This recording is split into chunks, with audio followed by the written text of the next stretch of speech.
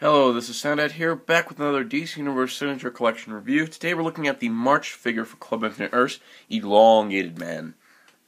The kind of hard little situation with creation-wise. I mean, most notably, he's like Plastic Man, but Plastic Man is different, and this guy's a detective, so take your pick. I'm not going to waste any time on this packaging. You've seen it. Mailer box. Done. Packaging.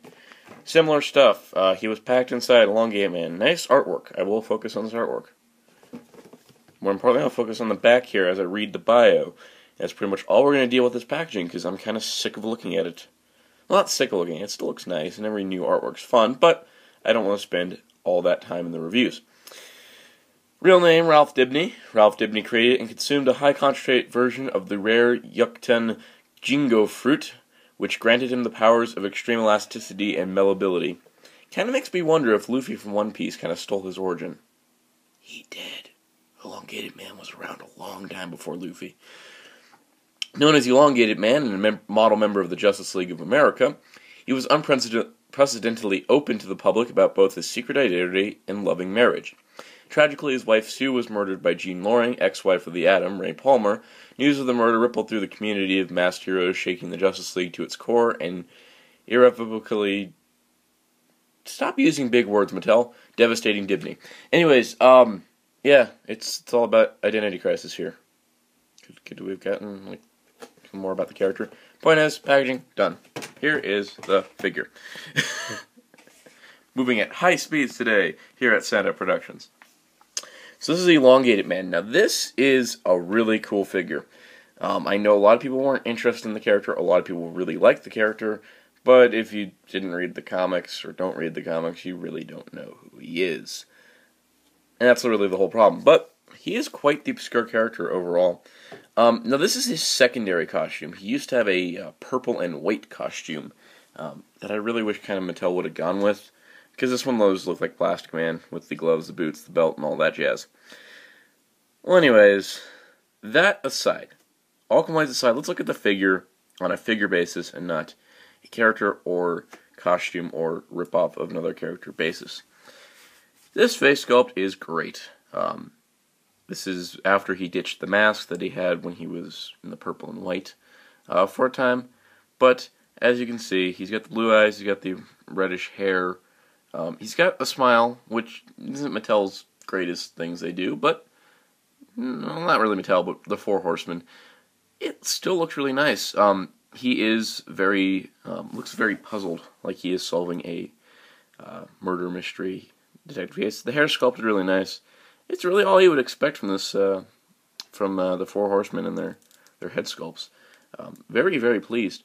Now, as you can see, he's got one open hand and a closed fist. We'll get into that later. He's got the gloves are painted on. This part's painted. The belt is molded. I want to say it's a reuse from Plastic Man, but I don't have Plastic Man. I know, shame on me. But, yeah. Legs, of course, and the boots. Now, here's where the interesting part of this figure comes from. Okay, so we know the hands have been reused 1,000 times in this line. And you think, well, these legs are the standard skinny body legs that they've been using, like on Saint Walker. But wait, there's only single jointed knees. Huh. Well, could it be based on the skinny dead man mold? But wait, this one's got all these extra wrinkles because he's dead. This does not. And, yeah. That's kind of weird. Okay, well maybe it's Sinestro. But then Sinestro used part of dead man's mold, so you still got the skinny, the wrinkly lines on his legs. It's really kind of strange. I would almost say, well, Elongated Man torso, I think, was pulled straight from the standard skinny body mold. But the arms are molded differently. The upper legs, I think, are shared with Saint Walker, but the lower legs are new. So there are a lot of new parts with this guy. And I wonder if it is going to be opening up for characters in the future, like Captain Marvel Jr. and such, to use this body mold. Because it's a new body mold, pretty much. It's a mixture of parts, but there are some new pieces in here. So, with that all said, let's go to the articulation. He's got the ball joint head. It's really stiff on mine, but not feeling like I'm going to break it. He's got the ab crunch joint that moves as much as you'd expect. the waist joint, the outward shoulder movement, the 360 shoulder, the bicep swivel, the elbow, the wrist, the outward leg movement, forward and back leg movement, knee bend, and the rotation along with the ankle tilt. So you can get him some wide variety of poses, even if his arms can't go straight down to his sides very well. But there you go. So, speaking of poses, I mean, of course you can pose this guy the way he is, but what about some accessories? Well, first we'll talk about the obvious accessory, and that is a stretched out hand. Plastic Man came with a lot of alternate parts like this, except he came with a ton more. Elongated Man gets this one thing to represent his power, so he can be out reaching for somebody or something. Definitely looks good. I think the overall connection, it was packed like this, and I think they overlapped the paint or something, but it looks really nice. It's hard to tell if you have it straight on. If you start turning it, it gets a little wonky, but, you know, because it's black, I think it works best. And overall, it looks really nice. And I'm very impressed with this piece. Also, I'm very impressed with the fact that swapping out this hand is not a hassle. They've modified the joint. It just pops in, pops out.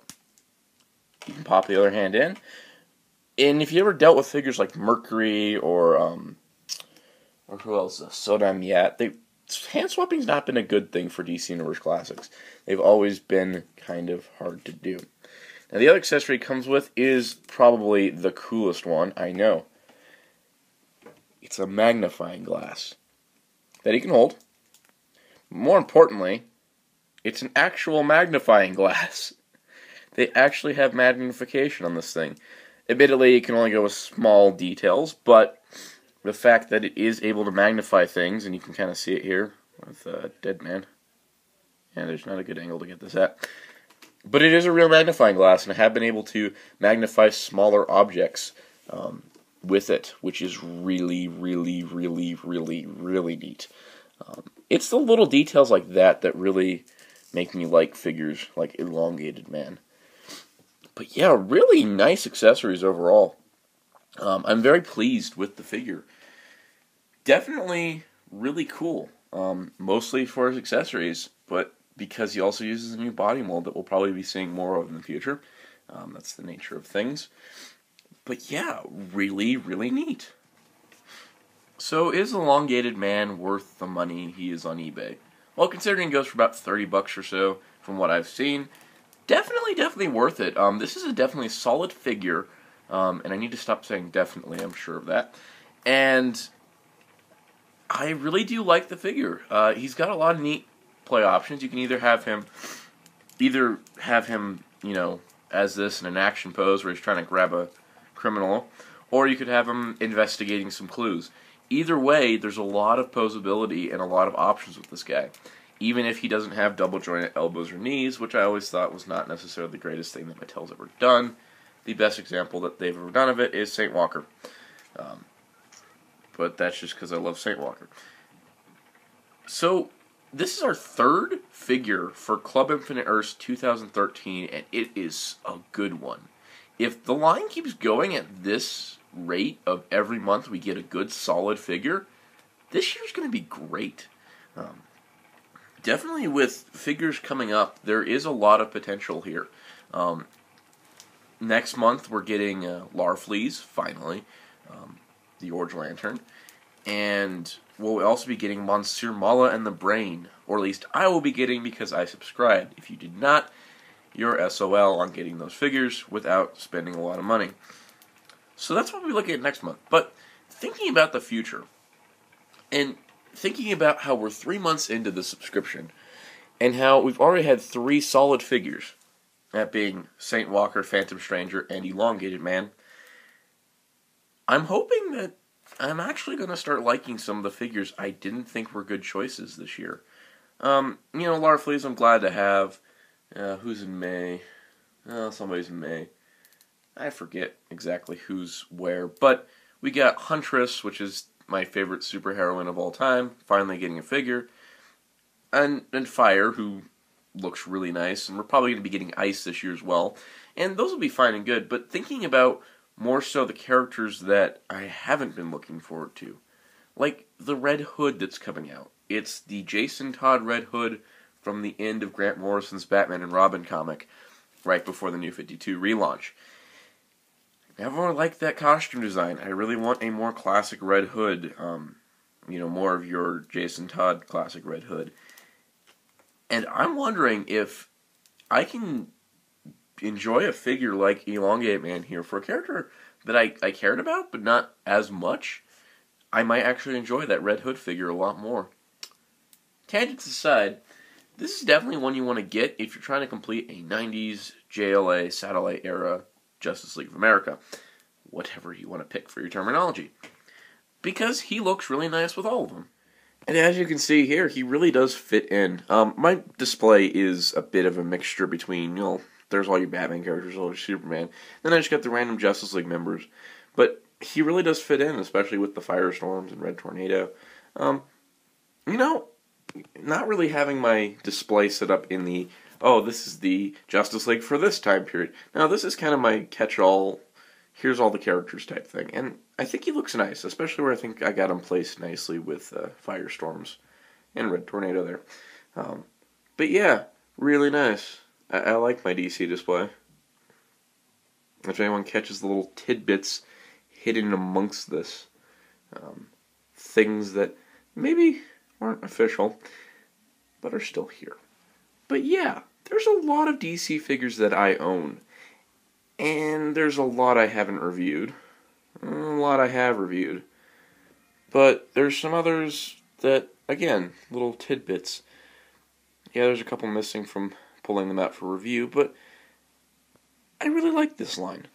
And I'm glad that it's continuing strong through the subscription. Because if it didn't continue strong through the subscription, I would probably have a lot of problems with Matty Clutcher right now. And looking back and seeing how long this line has lasted, all things considering involved, with everything that they've put out over the years, it's really impressive. And I don't even have all of them yet, but I really want to own every figure in this line. And that's why I'm hoping the subscription is going to continue past this year. And the only way that Mattel can feasibly manage to have more figures produced in this beautiful line is if people subscribe. And really, what can you lose? There's always going to be people that are going to be naysayers, don't really want to subscribe. But, if you like the DC Universe Classics line, and you feel like there's more characters that you want, then maybe, perhaps, when July rolls around in Comic-Con, subscribe. The worst thing that can happen is you get a figure you don't like, and you can sell it on eBay. You can make your money back. And, maybe someone that missed out on the sub is looking for one, and you can help them out. It's really a line I hope continues, especially with all the additions that we've been getting in the past few years. Well, anyways, that's my editorial on the DC Universe Classics line. But yeah, I'm really looking forward to the rest of this year, and we still got another figure to review this month. That's kind of DC Universe Classics, and we'll be getting to him next. And it may seem like a bland figure at first, but perhaps there's something more to him.